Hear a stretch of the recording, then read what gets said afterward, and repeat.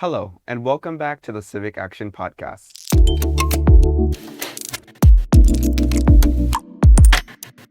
This is your Virtutem Populo Executive Director, Clint John Jr. Today, I'm excited to bring on Miles Davis to our podcast. Miles, thank you so much for being here. Thank you so much for having me. So tell us a little bit about yourself. Well, I am a Florida native, born and raised in Fort Myers. Feel like I've been all over the state, done campaigns from Pensacola to Jacksonville, Jacksonville to Miami, even been to Iowa, New Hampshire, Nevada.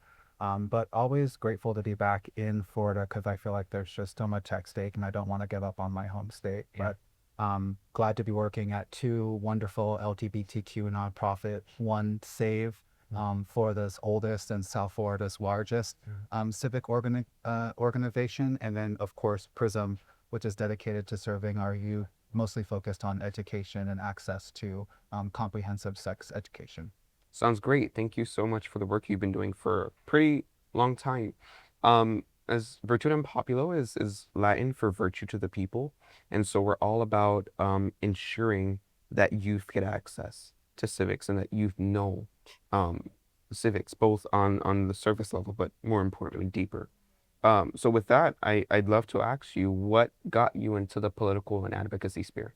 Yeah, very interesting entry compared to some folks. I was roaming around campus at the University of South Florida. I was actually studying biomedical sciences, Oh, so wow. wasn't even involved in anything political Right. whatsoever. And went to an event with one of my roommates, and there was a speaker there who was simply registering people to vote, and I thought that was really neat.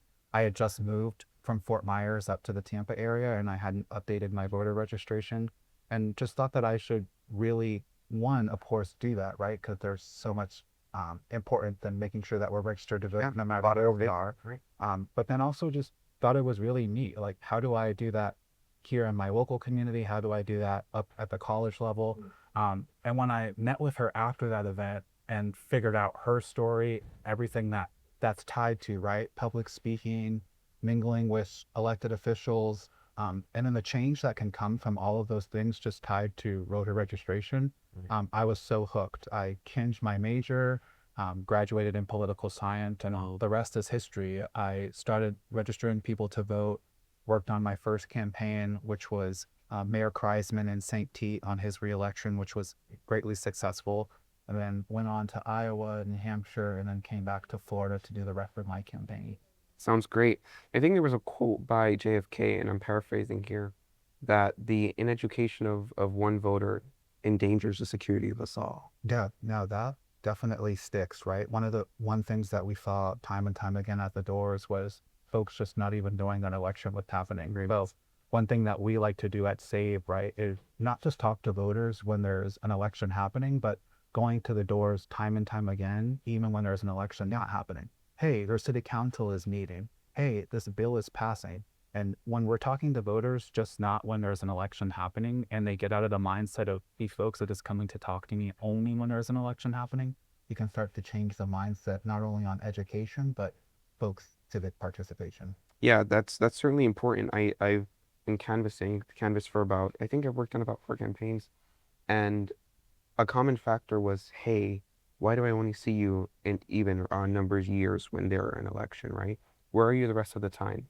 And so when people see that they are a part of something rather than something that is working around them, they tend to be involved. Yeah. Yeah, yeah. Yeah. So one of the things that we're doing now, right, that we moved out of this 2025 cycle where we mobilized over 50,000 poll quality voters to help Wow. make now Mayor Eileen Higgins the mayor and Commissioner Monica Mateo Salinas the vice mayor in Miami Beach, was get all of those folks who came out across Broward, Miami-Dade to canvass with us, tuned into what's going on in their local municipalities, right? So if you live in Homestead, if you live in Coral Gables, if you live in Fort Lauderdale, you really appreciate the fact that you came out to help us canvass for Eileen or canvass for Monica.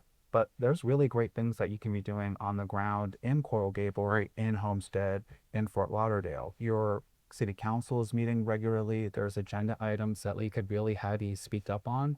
But then on take it a step further, right? Your local municipality is most likely getting scored by the human rights by the HRC, the Human Rights Council. They have a municipal equality index score that ranks the municipality based off of how they're doing on human rights scores, Oh, wow.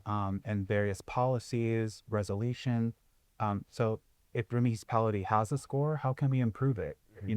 Municipality is not even ranked. How can we get your mayor, your commissioners, and other stakeholders to take that step and actually apply to see where they stand? Sounds great. So you've seen both sides of advocacy from working in the legislature to now going in to advocate, right? What what surprised you most during your first legislative session, either working and or going in to advocate? Yeah, having been a chief of staff in both the Florida Senate and the Florida House, it was really eye-opening. Having started in the House and then making my way up to the Senate, I was really amazed in um, actually how much they actually work together compared to what we see maybe on TV, Oh right? yeah, Um, Senator Jones, for example, Senator Chevron Jones, who we're actually sitting in his Senate district right now, uh, is really, really well known, right, for being able to break barriers and work across the aisle to get tons of legislation across the finish line.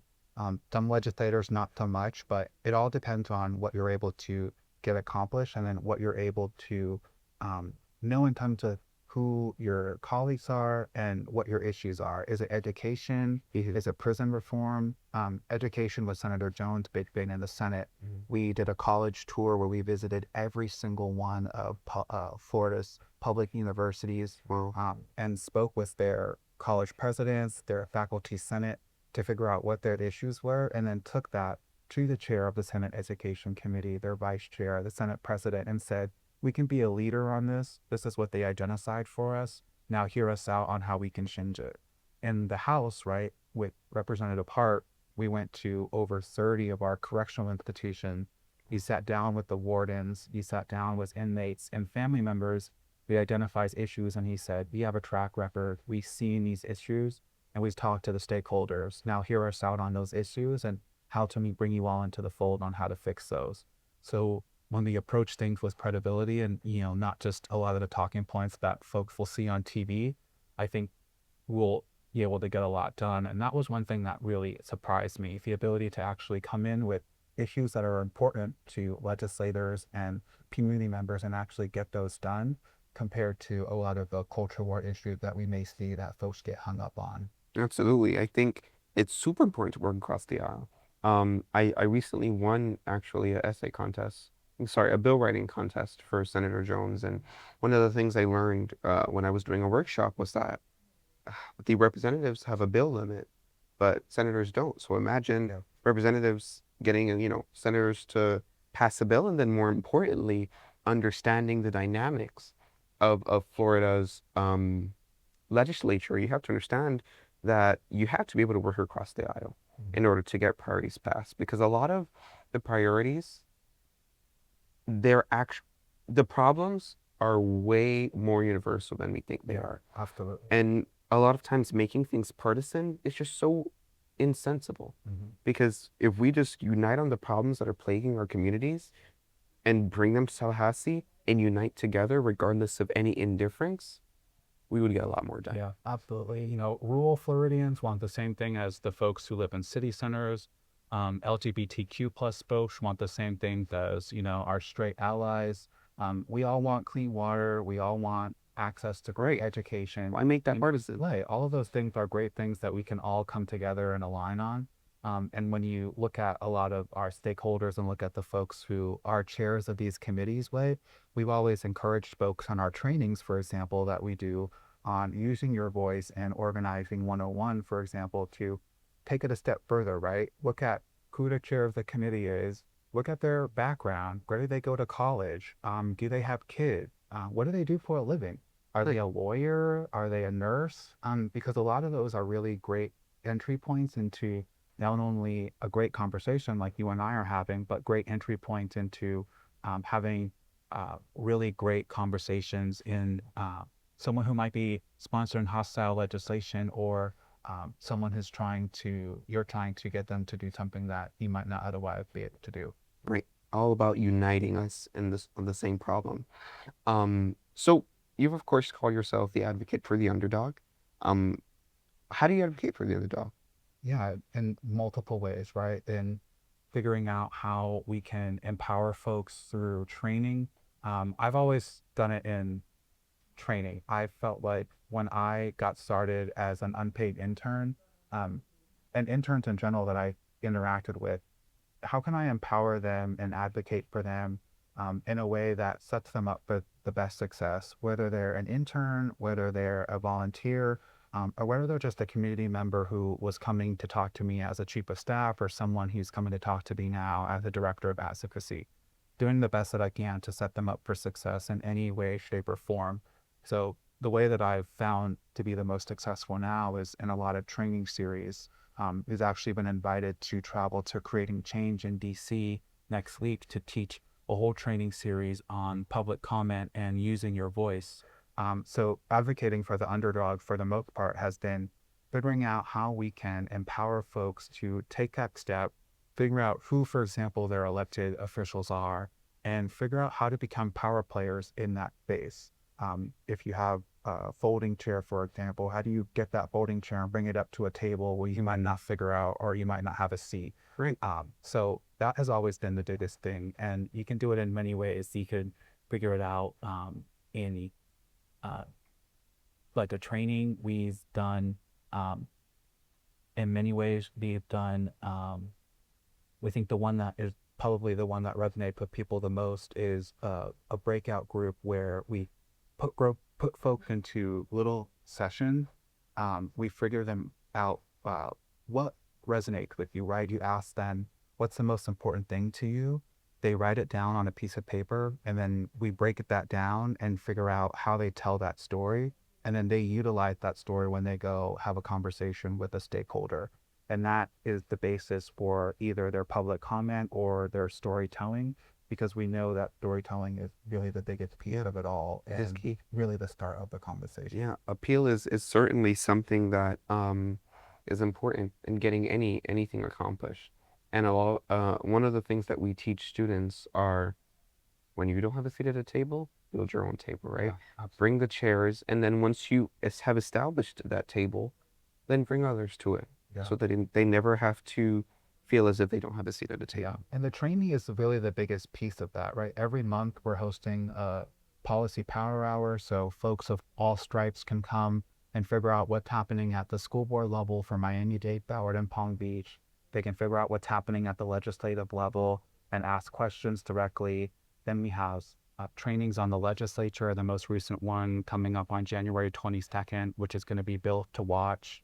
The one last week was How a Bill Becomes Law, and we'll cover everything from the budget to rulemaking, and then everything from advocacy of pride, right? So figuring out who your elected officials are, and then when they meet, and how to figure out where to find agendas. So really advocating for the underdog is really figuring out how to pull all those pieces together so that he can really be that advocate. Right. And so you talk about training. Why do you believe education is so important, and is kind of the basis for change? Because when I got started, no one trained me on anything, right? When I started as an aide in the legislature, they told us this was the first day of session. And me and my member, Representative Park, she was a freshman member. She had never been elected before. Oh wow. So we both showed up. And that was it, right? No one told us that you had to do this. No one even told us where you park your car. Yeah. So I always feel like the education is so important because that's honestly what's going to set everybody up for success. And there was one aide who had been there for almost 15 plus years, is now retired, who took the time to train me on everything from how to use the computer, where to get the computer, where to park, where the bathrooms are. And when you really take the time and the passion to teach someone those things, it makes a lasting difference. The training and the education for me is something that has stuck with me on the legislative level as an unpaid intern, where that organizer taught me how to use the van and how to cut turf, which then led me on my first campaign in Iowa. And we talked about how the rest is history there. So making sure that we're actually educating our folks so that they can step into these roles when we're not there, right? They can actually be that next piece of the leadership puzzle is so important because I never want to be the one to be in the way. I always want to be the one to help someone take that next step. Right, and it makes you want to pay it forward. When someone helps you, then you're like, oh wow, I was once in that position, so let me go ahead and pay it Right. forward. Every position I've ever had has been due to someone else putting themselves on the line to help me. So I've always wanted to help someone else, whether that be the other interns or just a community member, constituent services, helping thousands of people with any one thing. It doesn't matter who it is. If I have that connection, I'm going to do my best to make sure that I help that person. Sounds great. So as we close, I want to talk a little bit about the future, right? We've talked about the past, we talked about the present. What are you excited for as this legislative session? I'm excited for our bill, right? We are, for the first time, PRISM filing our own piece of legislation, which we're Wow. calling the Parental Right in Health Education. It's House Bill 331 in Senate Bill 1492, being carried by Representative Hart and Senator Davis, which would return local control over our comprehensive sex education, which includes HIV/AIDS curriculum, right? We've seen after several bills dubbed Don't Stay Gay and other type of legislation really gut local control of our school boards and what they can and cannot teach. Yeah. So most recently, we've seen local school boards just go the abstinence route because they don't even have the ability to get any curriculum approved. Wow. We know Florida leading in it when it comes to HIV and AIDS infection. And we know that in previous years, our parents or whoever felt like they uh, wanted to opt their kids out for whatever reason had that opportunity.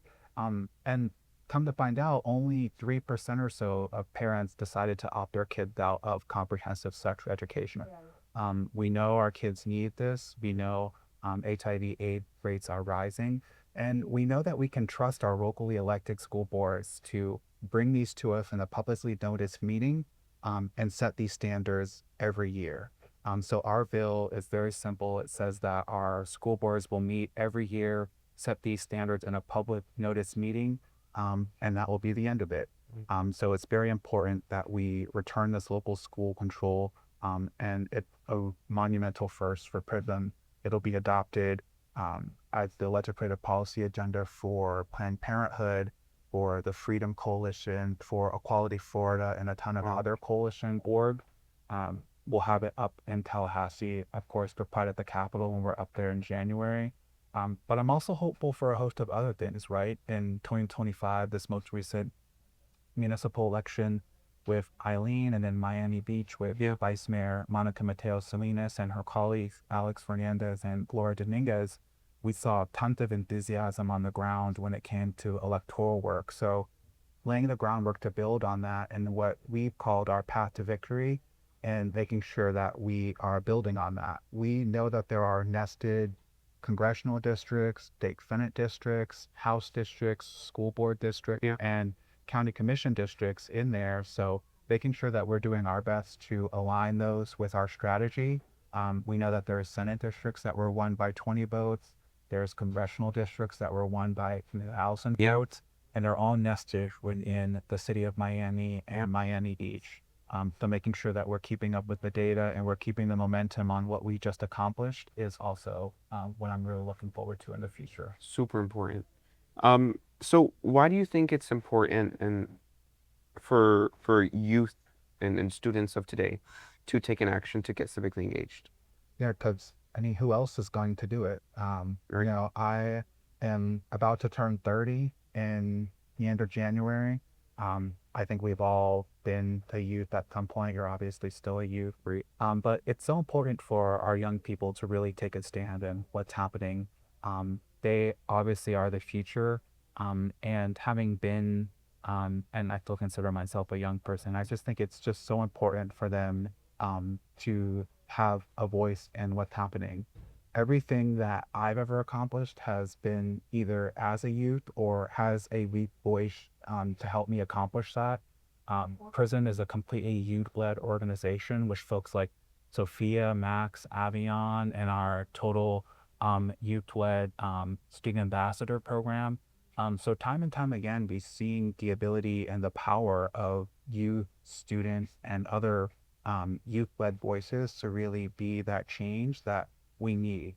And then on the other side, you've seen how detrimental it can be when older folks and just folks in general, right, one, refuse to let those youth voices be at the table and be a part of the conversation, but then also just hang on for longer than they should. Yeah, yeah. So Let all go. yeah, all those things Lead. paired together just really speak for itself on why we need more youth participating and why it's kind of a no-brainer on why we should be bringing them into the fold. Absolutely. Which is why Virtutem Populo last year launched the Florida Student School Board Member Initiative. And so what we are doing, we're attacking this at two angles, right? We're of course doing grassroots outreach to each school board in the state of Florida so they can add a student advisor to the school board, as we see modeled in Miami-Dade, Broward, and Monroe, as well as Leon, I think. And then we also are attacking this at legislative. We'll be in Tallahassee, and we are going to see if we can get a bill there as well, because decisions about us get made without us, right? Yeah. And you're saying this is a system that youth don't care about, right? Government is a system that youth don't care about, but everything involves us, right? Everything is about us, from our school systems Yeah. to even parental consent, to even being able to go through our phones. I know that was a bill as well. Hmm. So, yeah, thank you so much, Miles, for joining us. I think this was an awesome conversation. I know our audience will certainly enjoy it. So we'll see you next time. Thank you so much for having me. Thank you.